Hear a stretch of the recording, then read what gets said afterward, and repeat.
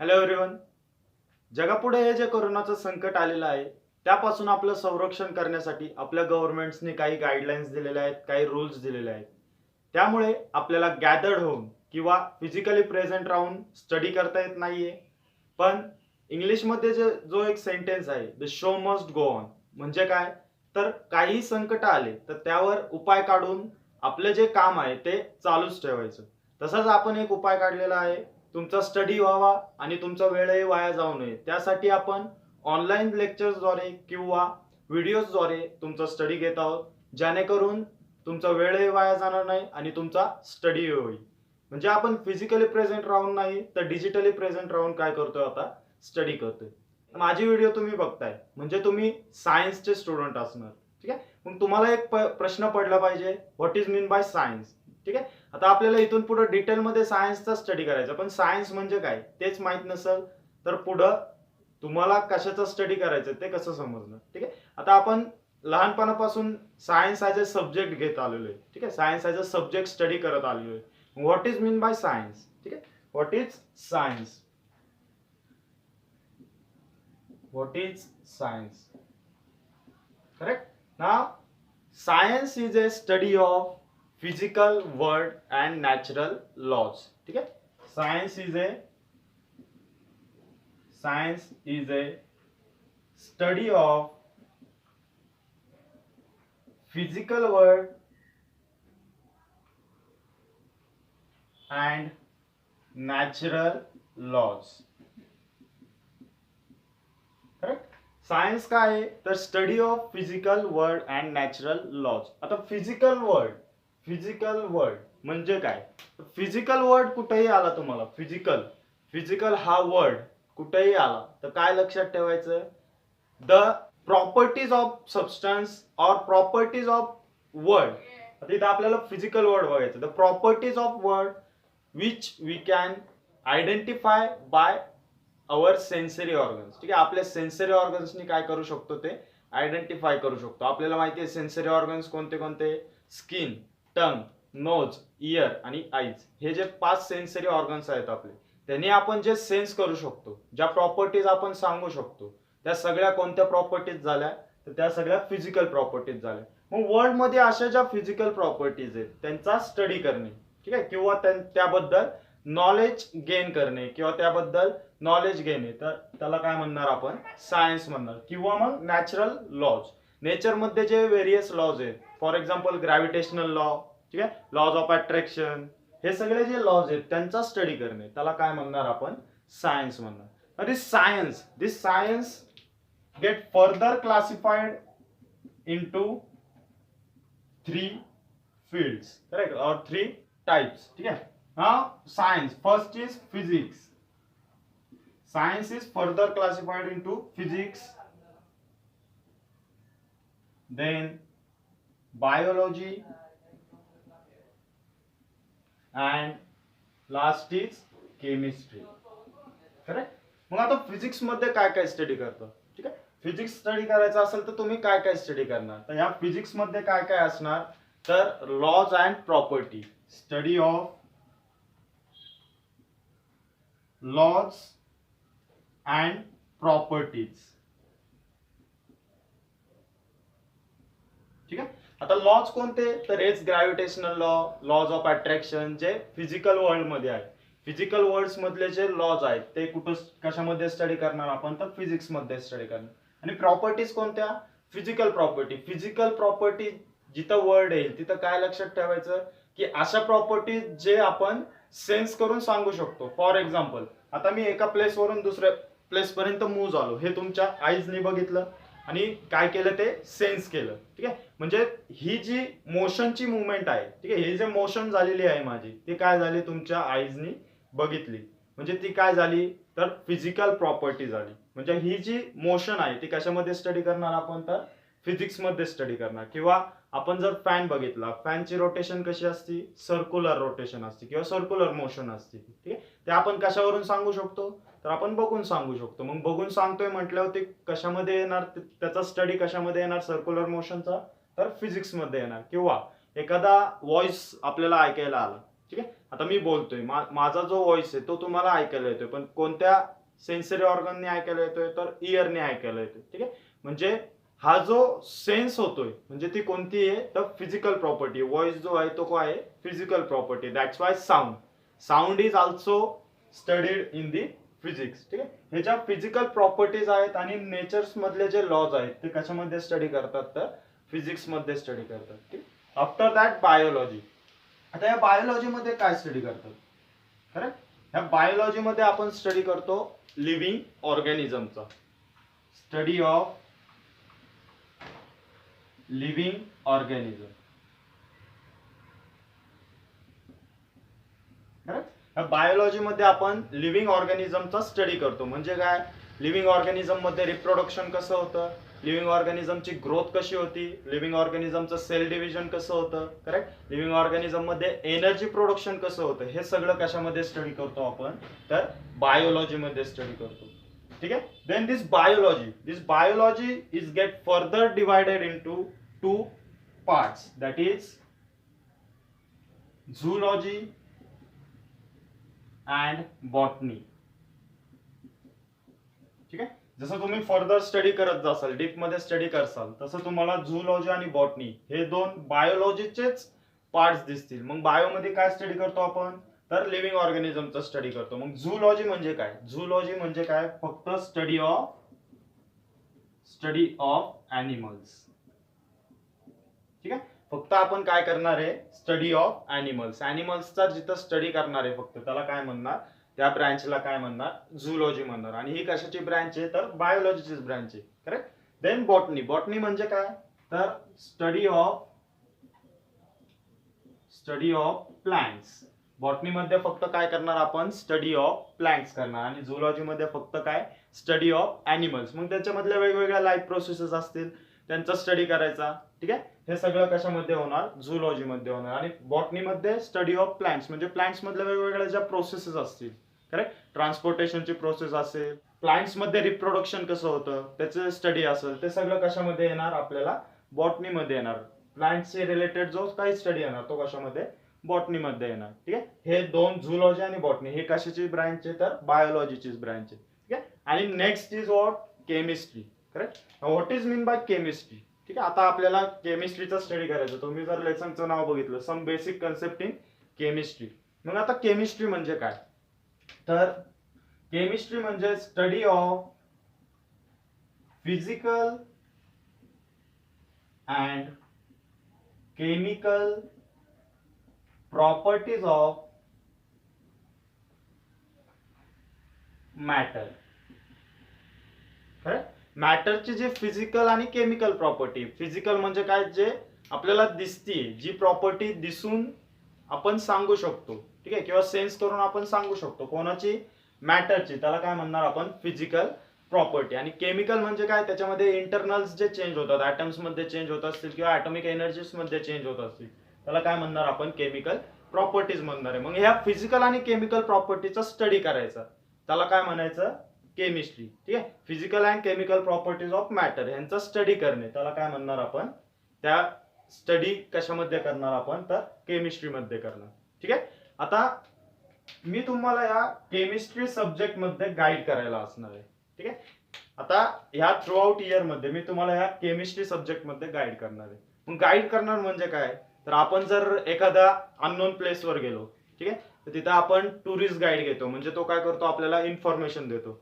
तो इन्फॉर्मेशन देत असताना एका जागी थांबतो आणि सांगतो का, इकडं स्ट्रेट जाऊन राईटला गेलं तर हे भेटेल, ह्याची इन्फॉर्मेशन अशी अशी आहे, किंवा स्ट्रेट जाऊन लेफ्टला गेलं तर हे दिसेल तुम्हाला, ह्याची इन्फॉर्मेशन अशी अशी आहे.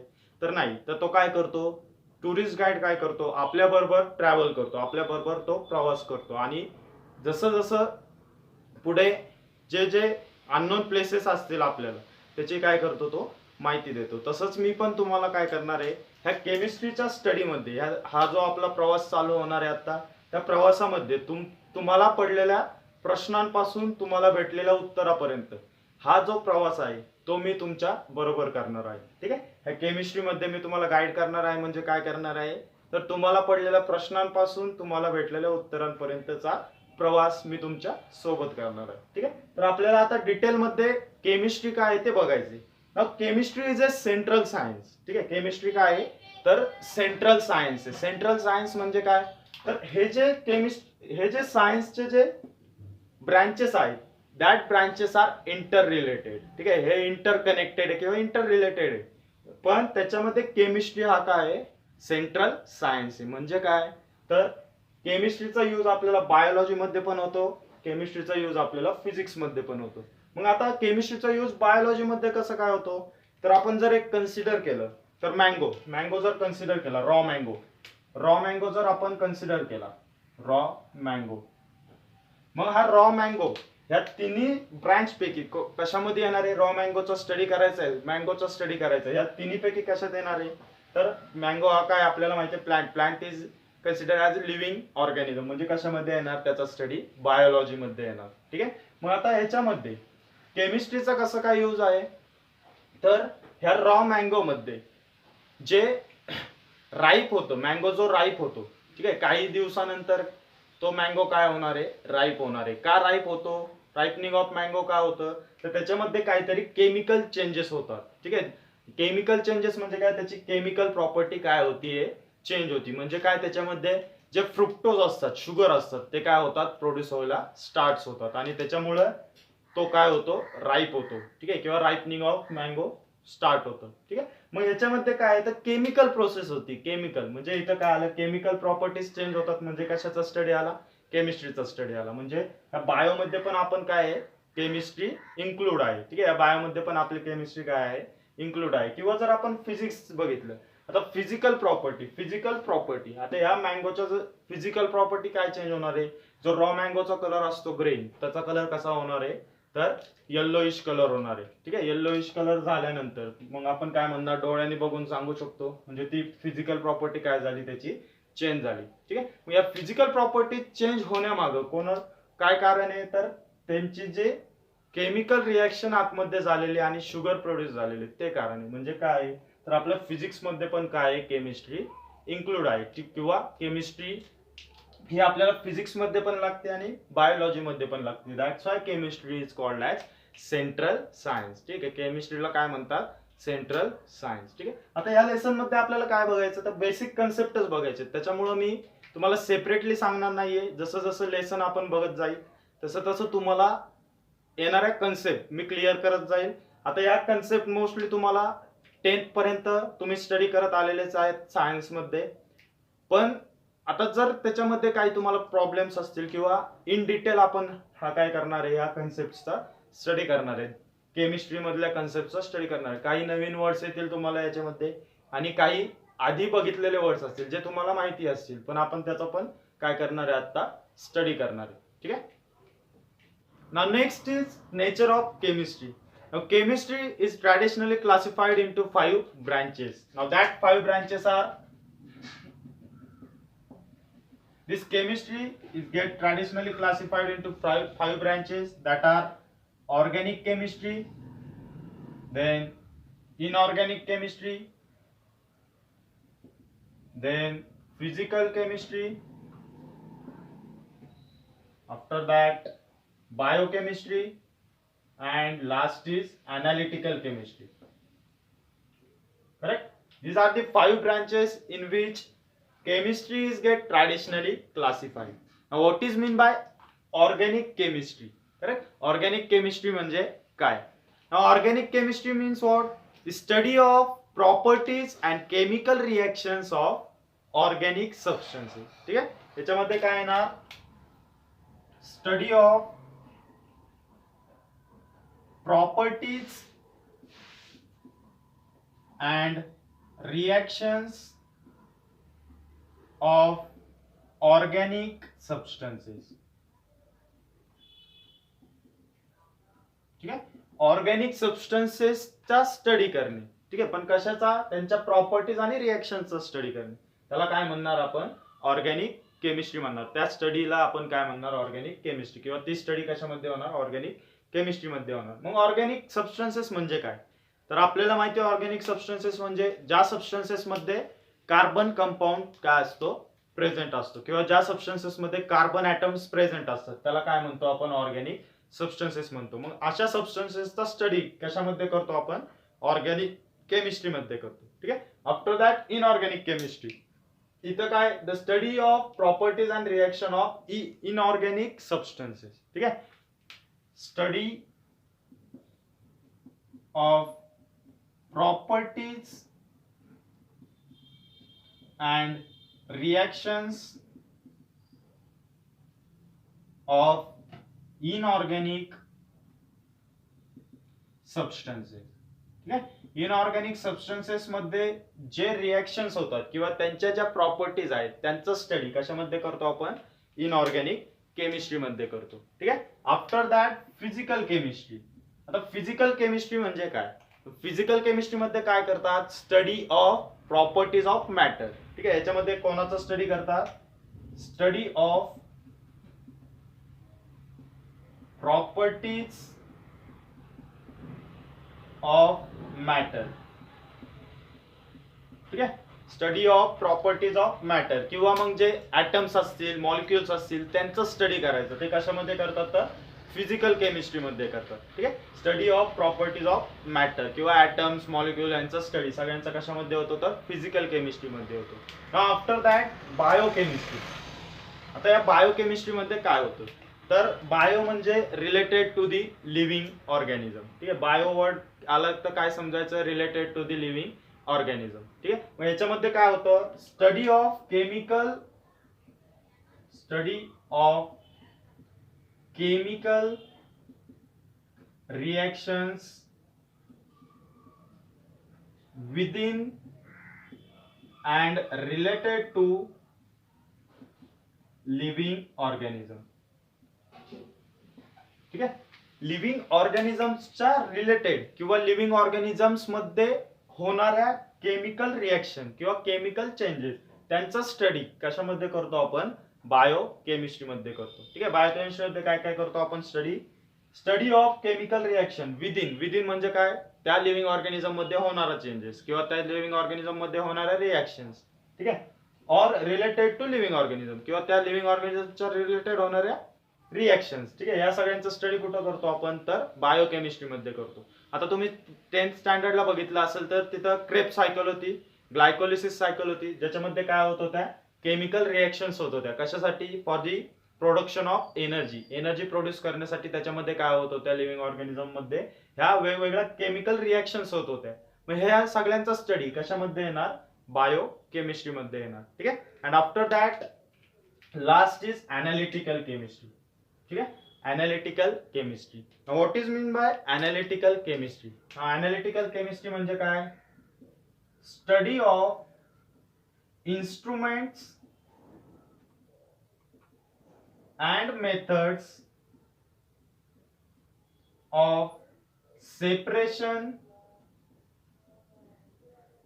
identification or separate, identify and quantify the matter. ठीक आहे. मग याच्यामध्ये काय करतात अनालिटिकल केमिस्ट्री मध्ये. आता तुम्ही सेकंड लेसन जर बघितला केमिस्ट्रीचा तर ते तिथं आपल्याला अनालिटिकल केमिस्ट्री काय करायची आहे, स्टडी करायचं. मग अनालिटिकल केमिस्ट्री मध्ये कशाचा स्टडी करतो आपण, study of instruments and methods. ठीक आहे. असे इन्स्ट्रुमेंट्स आणि मेथड्स जे सेपरेट, आयडेंटिफाय आणि क्वांटिफाय करतात. कशाला, मॅटरला जे सेपरेट करतात, आयडेंटिफाय करतात आणि क्वांटिफाय करतात.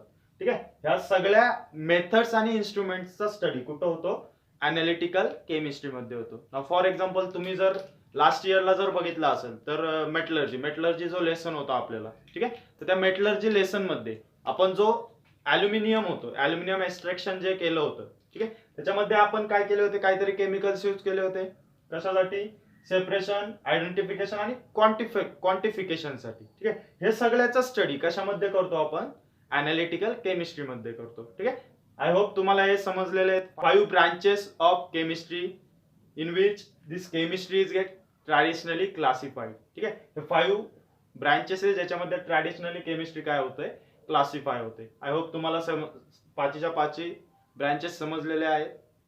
Now next we have to study matter. Now what is mean by matter. Matter is anything which occupies space and has mass. ठीक आहे. मॅटर काही असू शकतं ज्याला स्पेस आणि मास आहे, ठीक आहे, त्याला काय म्हणतो आपण, मॅटर म्हणतो. ठीक आहे. Matter is anything which occupy space and has mass. ठीक आहे. Matter is anything which occupy space and has mass, त्याला काय म्हणतो आपण, मॅटर म्हणतो. अशी गोष्ट ज्याला स्पेस आहे आणि मास आहे. आणि आपल्याला माहिती आहे अजूनपर्यंत मासलेस, ठीक आहे, किंवा ज्याला मासच नाहीये असा सबस्टन्स सापडलेला नाहीये. म्हणजे प्रत्येक नेचर मधला प्रत्येक सबस्टन्स हा काय आहे, मॅटर आहे. ठीक आहे. Now this matter is get classified into two types, that is pure substance and mixture. ठीक आहे. मॅटर कशामध्ये क्लासिफाय होतो, तर pure substance and second is mixture. ठीक आहे. हा जो मॅटर आहे, कोणताही मॅटर दोन स्टेप मध्ये काय होतो, क्लासिफाय होतो. पहिले काय, प्युअर सबस्टन्स, आणि सेकंड काय, मिक्सचर. ठीक आहे. आता प्युअर सबस्टन्स म्हणजे काय, प्युअर सबस्टन्स म्हणजे the substance which has specific chemical composition. ठीक आहे. स्पेसिफिक केमिकल कंपोजिशन और डेफिनाइट केमिकल कंपोजिशन ज्याचा असणार आहे त्याला काय म्हणणार आपण, प्युअर सबस्टन्स म्हणणार. आणि हे काय, ह्याच्यामधला जो सबस्टन्स आहे त्याची प्रॉपर्टी काय असणार आहे, सेम असणार आहे किंवा डेफिनाइट प्रॉपर्टी असणार आहे. आणि मिक्सचर म्हणजे काय, याच्या अपोजिट. करेक्ट. म्हणजे काय, तर the substance which do not have definite chemical composition, ज्या सबस्टन्सेस मध्ये डेफिनाइट केमिकल कंपोजिशन नसणार आहे आणि त्यांच्या प्रॉपर्टीज पण डेफिनाइट नसणार आहे, त्यांना काय म्हणतो आपण, त्या टाइपच्या सबस्टन्सला काय म्हणतो, मिक्सचर म्हणतो. आणि ज्याच्यामध्ये केमिकल कंपोजिशन पण डेफिनाइट आहे आणि प्रॉपर्टीज पण काय आहे, डेफिनाइट आहे, त्याला काय म्हणतो आपण, प्युअर सबस्टन्स म्हणतो. ठीक आहे. Now example of pure substance, now if you consider distil water. Distil water म्हणजे काय, त्याच्यामधले जे सगळे सॉल्ट्स आहेत, क्षार आहेत, ते आपण काढून घेतलेले, म्हणजे काय राहिले, फक्त तिथं वॉटर राहिलेले. ठीक आहे. त्याला काय म्हणतो आपण, डिस्टिल वॉटर. म्हणजे त्याच्यामध्ये काय, सेम केमिकल कंपोजिशन आहे थ्रू आउट दी वॉटर. ठीक आहे. सगळ्या वॉटर मधलं केमिकल कंपोजिशन सेम आहे आणि त्याच्या प्रॉपर्टी पण काय आहे, सेम आहे. म्हणजे ते काय, that is the example of pure substance. ठीक आहे. Now mixture. मिक्सचरचं एक्झाम्पल काय मग, तर आपण ॲलॉय कन्सिडर केले, तर वेगवेगळे ॲलॉय असतात, त्याच्यामध्ये वेगवेगळे मेटल्स मिक्स केलेले असतात. ठीक आहे. त्याचं केमिकल कंपोजिशन सेम असतं का, ठीक आहे, तर नाही. ठीक आहे. ते प्रत्येक ॲलॉयमध्ये वेगवेगळं काय असतं, केमिकल कंपोजिशन असतं. किंवा कॉन्क्रीट जर बघितलं, कॉन्क्रीट आपण काय, त्याच्यामध्ये सँड टाकतो, सिमेंट टाकतो, ठीक आहे, आणि वॉटर टाकतो. हे सगळे जे एलिमेंट्स आपण ऍड करतो किंवा हे सगळे सबस्टन्सेस आपण ऍड करतो त्याला काय म्हणतो आपण, मिक्सचर म्हणतो. ठीक आहे. Now this pure substance get further classified into elements and compound. हे कशामध्ये क्लासिफाइड होतं पुढं, एलिमेंट अँड कंपाऊंड.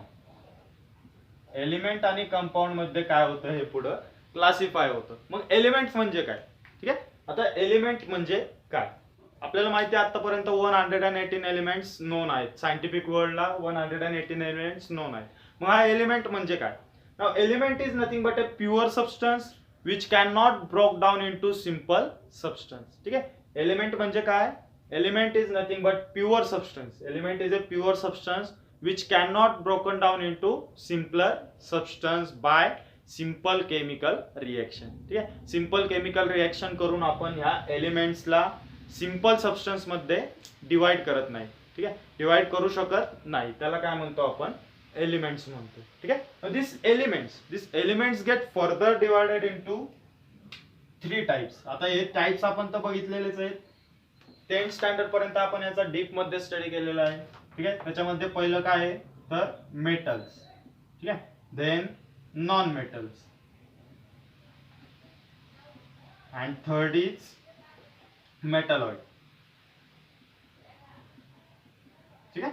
हे एलिमेंट्स फर्दर कसे क्लासिफाय होतात, मेटल्स, नॉन मेटल्स आणि मेटलॉइड्स. आता मेटल्सच्या प्रॉपर्टीज काय काय असतात, तर पहिली प्रॉपर्टी काय आहे, good conductor of heat and electricity. ठीक आहे. आफ्टर दॅट सेकंड प्रॉपर्टी काय, have a good ductility. Good ductility म्हणजे काय, आपण त्याला त्या मेटल्स पासून आपण काय बनवू शकतो, वायर्स बनवू शकतो. After that have good malleability. Malleability म्हणजे काय, आपण त्याचे हॅमरिंग करून शीट्स बनवू शकतो. ठीक आहे, पत्र्यासारखे आपण एक शीट्स बनवू शकतो हॅमर करून. ठीक आहे, त्यांना काय ते हे काय आहेत मेटल्सचे प्रॉपर्टीज आहेत. ठीक आहे, किंवा हॅव गुड सोनोरिटी, साऊंड करण्याची काय प्रॉपर्टी पण काय असते, चांगली असते. चांगल्या प्रकारे मेटल्स काय करू शकतात, साऊंड प्रोड्यूस करू शकतात. ठीक आहे, आता नॉन मेटल्सची ह्याच्या अपोजिट प्रॉपर्टी. ठीक आहे, म्हणजे काय, non metals have bad conductor of heat and electricity. Heat आणि इलेक्ट्रिसिटीचे काय आहेत ते बॅड कंडक्टर आहे. After that have bad ductility and malleability, आपण त्यांना वायर बनवू शकत नाही ओढून किंवा हॅमर करून त्याचं शीट पण बनवू शकत नाही नॉन मेटल्सचं.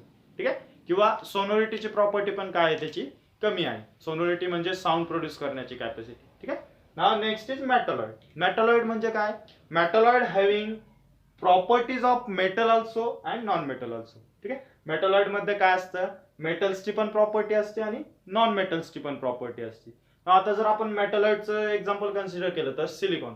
ठीक आहे, सिलिकॉन हा काय आहे मेटलॉइडचं एक एक्झाम्पल आहे.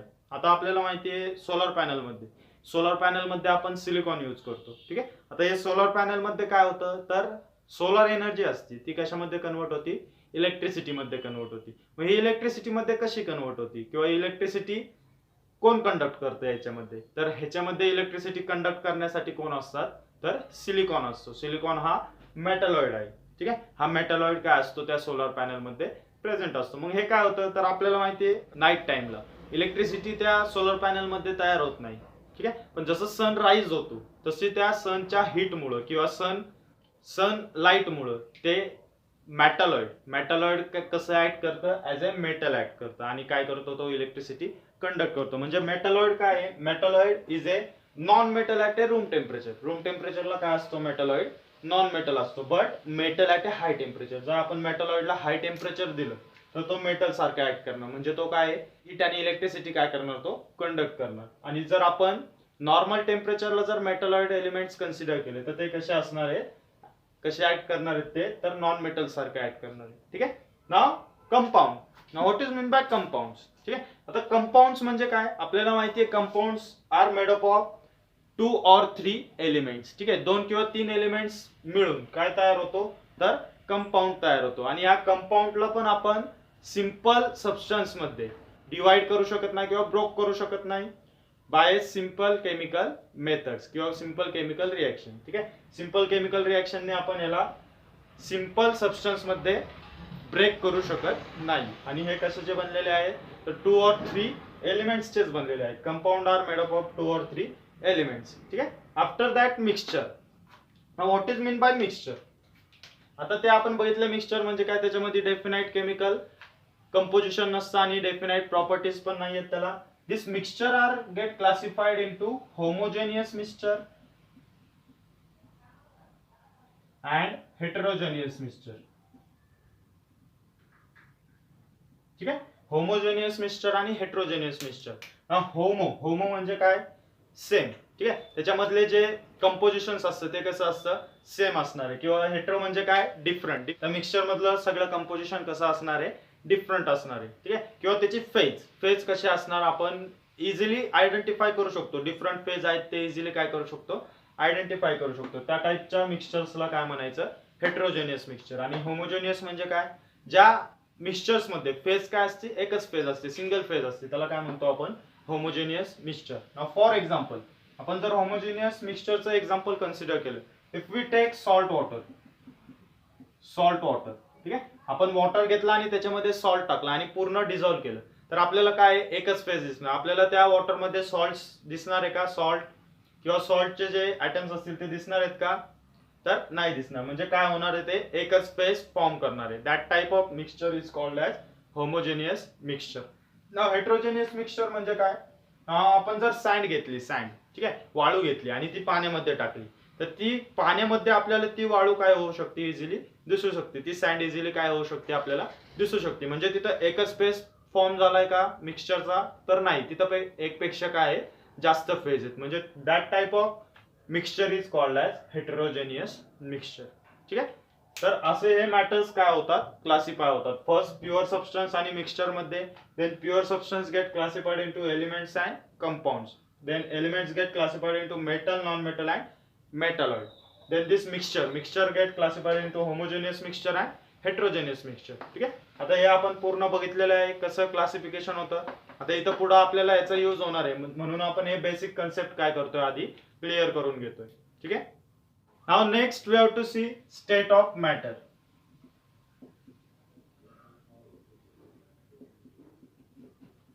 आता आपण मॅटर म्हणजे काय बघितले, आता आपल्याला स्टेट ऑफ मॅटर बघायचं आहे. Now we know matter are present in 3 states. ठीक आहे. 3 स्टेट मध्ये मॅटर असतो. First state is solid state, then liquid state and then gaseous state. ठीक आहे. या 3 स्टेट मध्ये काय होतो आपल्याला मॅटर भेटतो. ठीक आहे. ना आता दिस स्टेट्स आर इंटरचेंजेबल. ठीक आहे. और आपण सॉलिडचं कन्वर्जन लिक्विड मध्ये करू शकतो आणि लिक्विडचं कन्वर्जन गॅसेस मध्ये करू शकतो. पण कसं?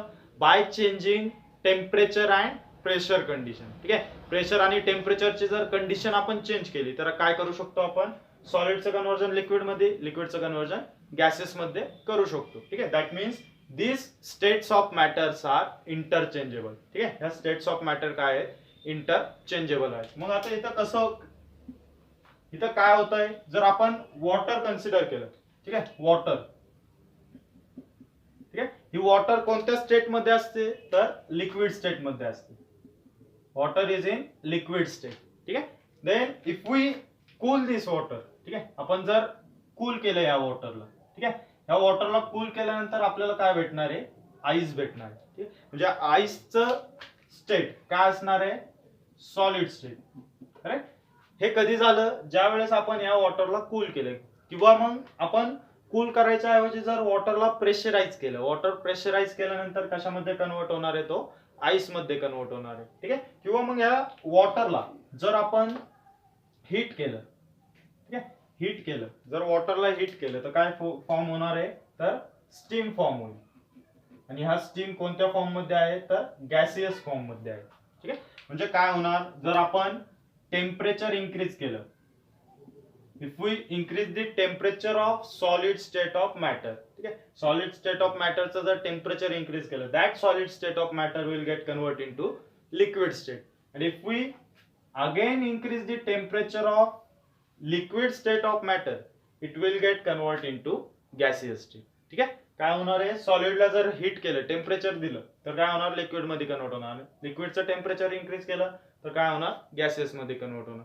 आणि ह्याच्या अपोजिट केलं, ठीक आहे, ह्याच्या अपोजिट जर आपण गॅसियसला कूल केलं, गॅसियस स्टेटला कूल केलं, गॅसियस स्टेट ऑफ मॅटरला कूल केलं तर ते लिक्विड मध्ये कन्वर्ट होणार. लिक्विड स्टेट ऑफ मॅटरला कूल केलं तर सॉलिड स्टेट मध्ये कन्वर्ट होणार. ठीक आहे. हे झालं टेम्परेचरचं. आता प्रेशरचं काय होतं? ठीक आहे. जर आपण सॉलिड स्टेट ऑफ मॅटर वरचं प्रेशर जर रिलीज केलं, सॉलिड स्टेट ऑफ मॅटर वरचं प्रेशर जर रिलीज केलं तर ते कशात कन्वर्ट होणार? लिक्विड स्टेट मध्ये. लिक्विड स्टेटचं पण प्रेशर रिलीज केलं तर ते कशात कन्वर्ट होणार? गॅसियस मध्ये कन्वर्ट होणार. ठीक आहे. इथं टेम्परेचर वाढवतोय पण प्रेशर जर कमी झालं, टेम्परेचर द्यायच्या ऐवजी जर आपण प्रेशर कमी केलं सॉलिड वरचं, सॉलिड स्टेट ऑफ मॅटरचं, तर ते कशात कन्वर्ट होणार? लिक्विड मध्ये. आणि परत लिक्विड वरचं जे प्रेशर आहे ते कमी केलं तर कशात कन्वर्ट होईल? गॅसियस स्टेट मध्ये कन्वर्ट होईल. ठीक आहे. आणि याच्या अपोजिट केलं तर काय? जर प्रेशर वाढवलं गॅसियस स्टेट वरचं तर काय होईल? लिक्विड मध्ये कन्वर्ट होईल. लिक्विड स्टेट वरचं प्रेशर जर इन्क्रीज केलं तर कशात कन्वर्ट होईल? सॉलिड मध्ये कन्वर्ट होईल. ठीक आहे. हे क्लिअर करून घ्या, कन्फ्युज होऊ नका. इथून पुढे 12th मध्ये आपल्याला एन्थाल्पी, एंट्रोपी आणि थर्मोडायनामिक्स मध्ये हे डिटेल मध्ये बघायचं. याच्यामध्ये कन्फ्युजन झालं तर तिथं पण तुमचं कन्फ्युजन होईल. ठीक आहे. तर आजच्या लेक्चर मध्ये आपण जे जे काही बघितलं ते तुम्हाला समजलं असेल अशी आशा करतो. आणि तुम्हाला जर काही क्वेश्चन्स असतील तर तुम्ही विचारू शकता, कॉल करू शकता किंवा टेक्स्ट करू शकता. ठीक आहे. तर घरीच राहा आणि काळजी घ्या.